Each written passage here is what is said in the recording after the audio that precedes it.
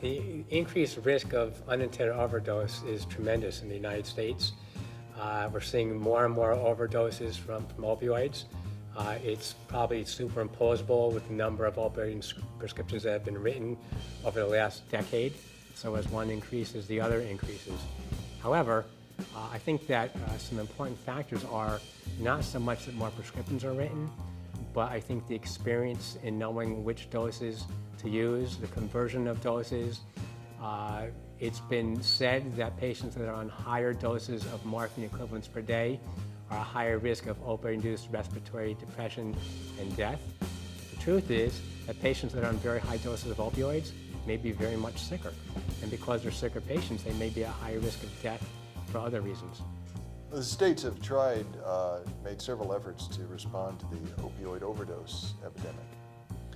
And one of the more recent innovations has been a focus on dosage thresholds and subsequent triggers. Once a chronic pain patient, for example, reaches 120 milligrams morphine equivalency per day, it triggers a particular action or recommendation.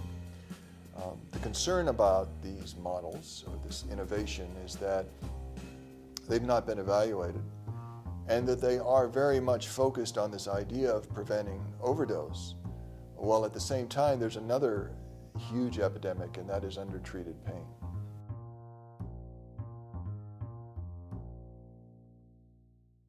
Washington State was the first to establish a dosage threshold model. It started out as merely an advisory guideline and is now a mandatory rule. And from the Washington experience, other states have jumped on the bandwagon, so to speak. Whereas Washington is a mandatory rule at 120 milligrams morphine equivalency, other states are advisory guidelines instead of mandatory rules. Some states use different dosage thresholds. For example, Ohio uses 80 milligrams. Indiana uses 15 milligrams, 15 milligrams, and 60 milligrams. And there's variations among states as far as Minnesota, for example, is actually a limit, and it is only focused on Medicaid patients. And once a Medicaid patient reaches 120 milligrams morphine equivalency, whether they are cancer patients or not, it requires prior authorization before the dose can be escalated.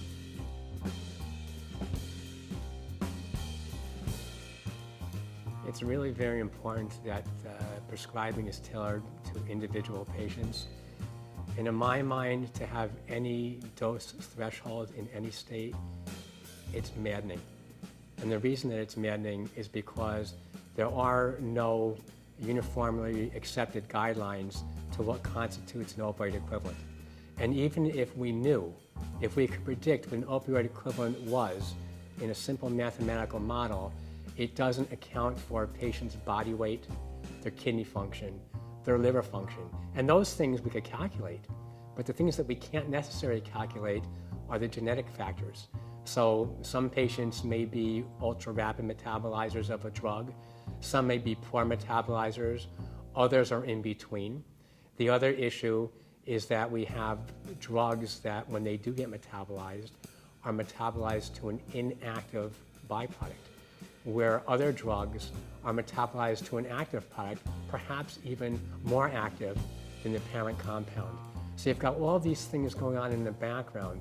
And so that's why I say that even if we had a mathematical model to predict, it still doesn't account for interpatient variability. And if we could account for all of that, there still is a problem. And that problem is drug interactions. So you may have a drug that blocks the enzyme that's responsible for metabolizing a drug, or enhances the enzyme so that the drug is metabolized more rapidly. The result is either a more potent byproduct or a byproduct that doesn't work at all, or you're stuck in the parent compound where it's not been metabolized at all, and that parent compound may or may not have analgesic activity. So there are all these factors which are largely, if not completely, ignored by all of the states who have these dosing thresholds.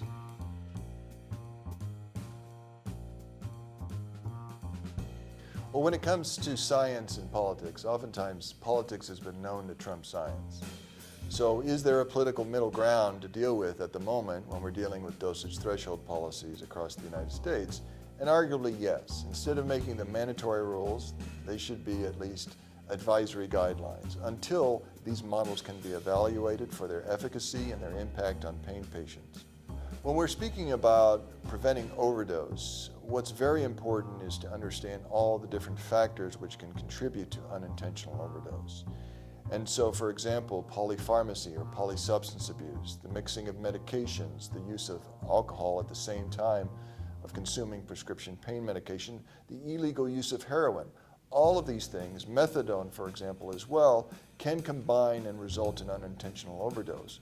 And the problem is, until we recognize that all of these different factors which exist, putting a somehow ceiling for dosage thresholds of 120 milligrams or 80 milligrams does not take in consideration the role of methadone, of heroin use, of concomitant use of alcohol, and all these other factors. So it's very important to understand all of the factors that can individually and taken together contribute to the unintentional overdose rate, and recognize the limitations of particular proposals, such as the dosage threshold model.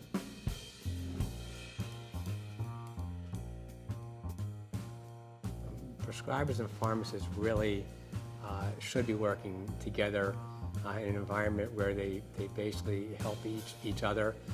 We have issues with, for example, naloxone, in-home naloxone kits.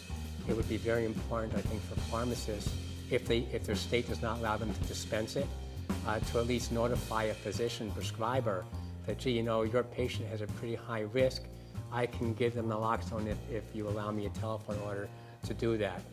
That's an issue. An important issue to acknowledge is the fact that methadone represents 2 to 5% of all opioid prescriptions, but that opioid deaths are associated with 35% of all opioid deaths involve methadone. So an important factor to consider is not just the methadone, but why does methadone have such a high prevalence of death? And the reason for that is probably because of all the potential drug interactions with methadone, which I think people know about, but they're not always caught in pharmacy data software, for example. The absorption of methadone, those interactions are not captured in pharmacy software at the community level, so those are problems. The other issue is that genetically there are 2 enantiomers to methadone, and so one enantiomer, the R enantiomer, gets metabolized from an active form of methadone to completely inactive metabolites. The second enantiomer, the S enantiomer, also gets metabolized to an inactive metabolite, but it specifically is by an enzyme called 2B6. And if you are a poor 2B6 metabolizer, you will accumulate the S enantiomer. And if you are one of those people, you're at a far, far higher risk of cardiac toxicity and possible death. So all of these things factor into the deaths of methadone.